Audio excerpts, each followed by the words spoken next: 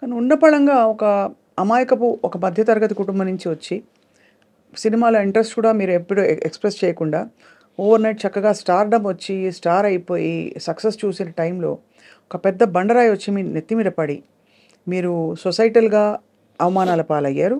మీ గురించి రకరకాల మాటలన్నారు. ఇంట్లో కుటుంబంలో ఇబ్బంది అమ్మగారికి, ఆవిడని చూడలేక మీకు మళ్ళీ ఇబ్బంది. ఎవరితో చెప్పాలి? సంజాయిషి చెప్పాలా? జనానికి చెప్పాలా? ఇవన్నీ ఉంటాయి కదా సార్! ఎలా హ్యాండిల్ చేసుకున్నారు మీరలా? భగవంతుడండి. భగవంతుడిని నమ్ముకున్నాను. My conscience was clear. నేను జైల్లో ఉన్నప్పుడు కూడా మై కాన్షియన్స్ వాస్ క్లియర్. ఏం జరుగుతుందో అది జరుగుతాయి. Who were your friends sir at that time? మీరు జైల్‌లో ఉన్నప్పుడు జైల్లో ఉన్నప్పుడు ఎవరు లేరండి. నన్ను డైలీ ఒక సెల్ మార్చేవారు. ఎందుకంటే ఫ్రెండ్‌షిప్ అవుతుందని చెప్పేసి మార్చేవారు. ఒకే సెల్‌లో డైలీ పెట్టరు.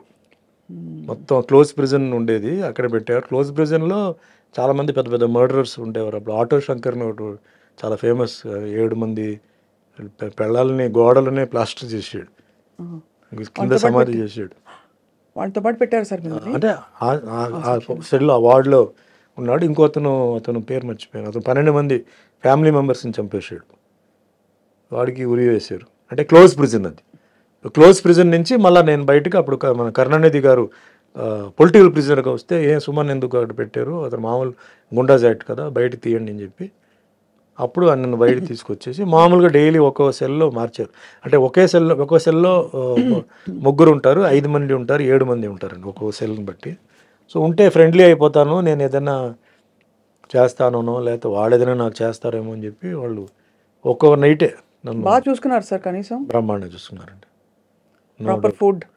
ఫెంటాస్టిక్ ఫుడ్ అండి. నాకు అసలు ఇది లేదు. అసలు మిగతా ఖైదీలు కూడా నన్ను బ్రహ్మాండంగా చూసుకున్నారు. నన్ను ఎక్కడ ఒక్క సెకండ్ కూడా నా మైండ్ ఎక్కడన్నా ఇది అవ్వకుండా బ్రహ్మాండంగా చూసుకున్నారు అనమాట. సో వాళ్ళ కథలు అన్నీ వినేటప్పుడు అంతా చాలా ఇంట్రెస్టింగ్గా అయినాయి. జైల్లో చేసిన ప్రతి ఒక్కరూ అంటే తప్పు చేసిన వాళ్ళు కాదండి. చాలామంది అనవసరంగా లోపలికి వచ్చిన వాళ్ళు ఉన్నారు. కొన్ని పరిస్థితి వల్ల తప్పు చేసిన వాళ్ళు ఉన్నారు. కొన్ని మర్డరర్స్ ఉన్నారు. మర్డరర్స్తో కూడా నక్సలైట్స్ కూడా ఉన్నారు. నా వార్డుకి పక్కనే వెల్లూరు నుంచి 3 నక్సలైట్స్ ఉండేవారు. వాళ్ళు అంటే వాళ్ళది ఎట్లా ఉంటుందంటే డైరెక్ట్ యాక్సెస్ ఉండదు. బట్ వాళ్ళ నుంచి మాట్లాడుతుంటే మన యువతల సైడ్ వాళ్ళ నుంచి మనం మాట్లాడవచ్చు. అప్పుడు సుమన్తో మాట్లాడాలని చెప్తే పిలిస్తే వెళ్తే ఫుడ్ ఎలా ఉంది, మీకు దాల్ అదంతా ఎలా ఉంది అంటే బాగానే ఉంది. అంటే బాగానే ఉందంటే ఎట్లా అంటే లేదు బాగానే, అలా కాదు, దాల్ తిప్పేసి చేతులతో ఫింగర్తో తిప్పేసి కొంచెం దాల్ ఇలా అంటే ఫింగర్లో తీసి వాల్లో ఇలా వేయి, అది జారుతుందా అలా అంటుకుంటుందా చెప్పు నాకు అన్నాడు. అంటే నెక్స్ట్ డే వస్తే అలా చేశాను అలా నుంచుందండి, జారలేదంటే ఇలాగే ఉండాలి దాల్ జారకూడదు, జారిందంటే నీళ్లు కలిపినట్టు దాంట్లో అని అట్లా అని వాళ్ళతో కూడా కొన్ని విషయాలు. ఎంత ఇంట్రెస్టింగ్ సార్ అది.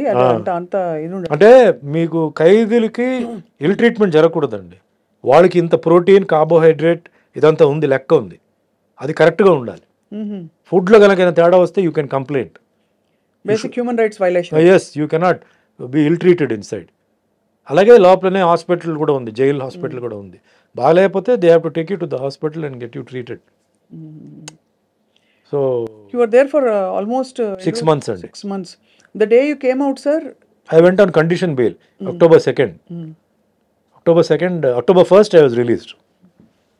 కండిషనల్ బెయిల్ కెళ్ళి Madurai. I was in Madurai. మదురైలో ఒక 4 months or 5 months ఉన్నాను. దాని తర్వాత I was brought to Chengalpet, border of Tamil Nadu city. అక్కడి నుంచి షూటింగ్ మొదలైంది. డైలీ అప్ అండ్ డౌన్ చేయడం, అంటే సిటీ లోపల ఎంటర్ అవ్వకూడదు. సో బార్డర్లో ఏఎం స్టూడియో ఉండేది. సో ఏఎం స్టూడియోకి వచ్చి షూటింగ్ చేసుకుని మళ్ళీ వెళ్ళిపోవడం, అట్లా జరిగింది. దాని తర్వాత రిలాక్స్ అయిపోయి మొత్తం entire case was totally squash.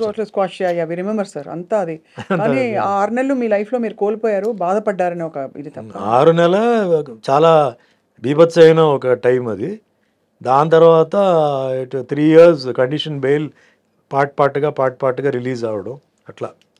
అమ్మగారు అప్పుడు when you came out she was there. She was very she only received me very happy. Relieved, more than happy. ఇంటికి వెళ్ళి చేశారు. జైలు నుంచి నేను బయటకు వచ్చినప్పుడు సుమలత వాళ్ళ ఫ్యామిలీ, వాళ్ళ మదర్ సిస్టర్ వచ్చి నన్ను జైలు దగ్గర రిసీవ్ చేశారు. మా ఇంటికి వచ్చాను. ఇంట్లో సుమలత గారు ఆవిడ మదర్ వచ్చి నన్ను కలిసి వెళ్ళారు. Next day morning Mohan Babu గారు వచ్చారు, ఒక దండ. అందుకే నాకు మోహన్ బాబు గారు అంటే అందరూ ఆయన కోపిస్టు అది ఇది అని చెప్పి ఏం చెప్పినా అంటే ఆయన character okay, golden heart. But ఆ ఒక్క విషయానికి నేను పాదాభివందనాలు చేస్తున్నాను. గేట్ దగ్గర వచ్చి నుంచున్నాడు. నేను ఎవరిని కలవడానికి ఇష్టం లేదని మా అమ్మగారు చెప్పారు, లేదు మోహన్ బాబు వచ్చున్నారు లోపల పిలువ అంటే, సరే గేట్ తీయని వచ్చి నాకు పూలదండ వేసి షిరిడి సాయిబాబా ఆశీర్వాదాలతో మళ్ళీ నువ్వు సినిమా ఇండస్ట్రీలో రావాలి సుమన్, మళ్ళీ నువ్వు వస్తావు, బాబా బ్లెస్సింగ్స్ ఉంది, డెఫినెట్గా నువ్వు వస్తావు, నువ్వు ఏం భయపడొద్దు, నీ సీట్ నీకే వస్తుంది చెప్పి అంటే ఒక ధైర్యం చెప్పేసి పాప వెళ్ళాడు. ఎందుకు రావాలి ఆ మనిషి, బట్ వచ్చారు పాప ఆయన వచ్చారు. సో అందుకే నాకు ఆయన నా గురించి తిట్టినా తిట్టకపోయినా ఏం చేసినా అంటే మనిషి అనే క్యారెక్టర్ అలాంటి క్యారెక్టర్, అది కొంచెం ఓపెన్గా మాట్లాడతాడు, రఫ్ అండ్ టఫ్గా మాట్లాడతాడు. ఆ ఒక్క విషయానికి నేను అప్రిషియేట్, నాకు ఐ నెవర్ ఫర్గెట్ దట్. అట్లా కొందరు సినిమా ఇండస్ట్రీలో చెప్పారు, ఓపెన్గా వచ్చిన వాళ్ళు ఫోన్ చేయడం అవన్నీ చాలామంది చేశారు. ఓపెన్గా వచ్చిందంటే మేల్లో మోహన్ బాబు గారు అండ్ ఫీమేల్స్లో సుమలత. అది మరుసటి రోజు వెంటనే మధురైకి వెళ్ళిపోయాను నేను. సో అట్లాగే పెళ్ళికి కూడా మోహన్ బాబు గారు ఆయన మార్నింగ్ 5:15 5:30 పెళ్లి మండపానికి వచ్చి 2 చందనం గార్లెండ్స్ ఉన్నాయి, అది తీసుకొచ్చేసి ఇచ్చి, ఇది 2 మీ మెడలో ఉండాలి, నాకు ఫోటో పంపాలి, నాకు లాస్ట్ దాకా తీయకూడదు, నేను ప్రచారానికి వెళ్తానని చెప్పేసి పాపం ఇచ్చి రాణిమేమే హాల్లో చెప్పేసి ఇచ్చి వెళ్ళారు అనమాట. సో ఆ మనిషిలో 2 ఇప్పుడు నేను ఎవరో అంటే పెద్ద ఇదేం కాదు, బట్ ఒక ఫ్రెండ్లీగా వచ్చారు కదా, ఎఫెక్షన్తో వచ్చారు. That's a great. అందుకే ఆయన గురించి ఎవరైనా ఏం చెప్పినా కూడా పూర్తిగా వింటాను, ఎందుకంటే ఆయన షార్ట్ టెంపర్డ్, బట్ ఆయన ఆర్గ్యుమెంట్కి ఒక పాయింట్ ఉంటుంది, అనవసరంగా ఆయన చేయడు, ఆయన అనవసరంగా గెలకూడదు, గెలికారంటే అయిపోతారు వాళ్ళు. సో మా అబ్జర్వ్ చేస్తాం, అందుకే నాకు ఆయన అంటే సెపరేట్ రెస్పెక్ట్. కష్టాల్లో ఉన్నప్పుడు ఎవరైతే మనం గుర్తించారో, ఎవరైతే చేశారో వాళ్ళని మనం లైఫ్ లాంగ్ మర్చిపోకూడదు, ఇప్పటికీ గుర్తుంచుకోవాలి కదా అంతే. సార్. అదే ఎంత పడ్డారు సార్ ఒక జీవితంలో, ఎన్ని ట్విస్ట్లు టర్న్స్ అన్ని. ట్విస్ట్ టర్న్ భయంకరమైన. సో మీరు అరేంజ్ మ్యారేజే కదా సార్? అరేంజ్ డివి నరసరాజు గారి నైబర్స్ అండి చెన్నైలో. సో నేను బెయిల్ టైం అయిపోయింది, ఇంకా కొంచెం నడుస్తుంది. అప్పుడు నరసరాజు గారు డాటర్ కవిత గారు వచ్చి, సినిమా చేస్తున్నాను, నాకు డేట్స్ కావాలి, చేయాలి నాకు అంటే, అంటే కొంచెం ఆవిడకి రిలీజ్ అవుతుందనే విషయం కొంచెం తెలిసింది ఆవిడకి ఏదో సమ్ సర్కిల్ ద్వారా. సరే ముందు నేను రిలీజ్ అవ్వాలి కదండి, అయిన తర్వాత చూద్దామని చెప్పి, తర్వాత 2-3 months తర్వాత రిలీజ్ అయింది. దాని తర్వాత చేద్దామని చెప్తే ఫైనల్గా ఆవిడ సినిమా తీల, కుదరలా. డైరెక్టర్స్ ఈ సినిమా వచ్చింది అప్పుడు మధ్యలో, పెళ్లి సినిమా, రియల్ లైఫ్ పెళ్లి సందడి సినిమా ఇది వచ్చింది. సో అట్లా లైఫ్ అట్లా జాయిన్ అయిపోయి, సో నరసరాజు గారు ఒక గొప్ప రైటర్, సో ఆయన ఆశీర్వాదాలు, ఆయన కొన్ని ఒపీనియన్స్, అడ్వైస్, అది కూడా నాకు తర్వాత హెల్ప్ అయింది. ఏదో మనం యాక్టర్ అయిపోయాము మాకు అన్నీ తెలుసు అని కాకుండా, ఎందుకంటే ఆయన ఎన్టీఆర్ గారి గురించి, నాగేశ్వరరావు గారి గురించి, కృష్ణ గారి గురించి, కృష్ణరాజు గురించి సోహన్ చెప్పేవారు. సో ఒక్కొక్కరు వాళ్ళ క్యారెక్టర్స్ ఏంటి, హౌ దే సస్టైన్ ఇండస్ట్రీలో. అండ్ మోస్ట్ అసలు రఫ్ అండ్ టఫ్ డిసిప్లిన్ అంటే రామారావు గారు, యాక్టర్, ప్రొడ్యూసర్, డైరెక్టర్, మళ్ళీ ఒక ఇమేజ్, ఇది variety of characters, dialogue delivery, punch కించ్ అన్నీ నాకు ఇన్ఫర్మేషన్ అంతా జెన్యున్ ఇన్ఫర్మేషన్ వచ్చింది ఆయన ద్వారానే. సో నాగేశ్వరరావు గారి గురించి. What a great life sir. అంటే అలా అలా మీరు బయటకు వచ్చేయడం, మానసికంగా మీరు బయటకు రావడం is the biggest. I think మీ మార్షల్ ఆర్ట్స్ కూడా మీకు చాలా సెంటరింగ్ అండ్ మెడిటేషన్ నేర్పించింది, ఇన్నర్ మెడిటేషన్. మార్షల్ ఆర్ట్సే నన్ను కాపాడింది.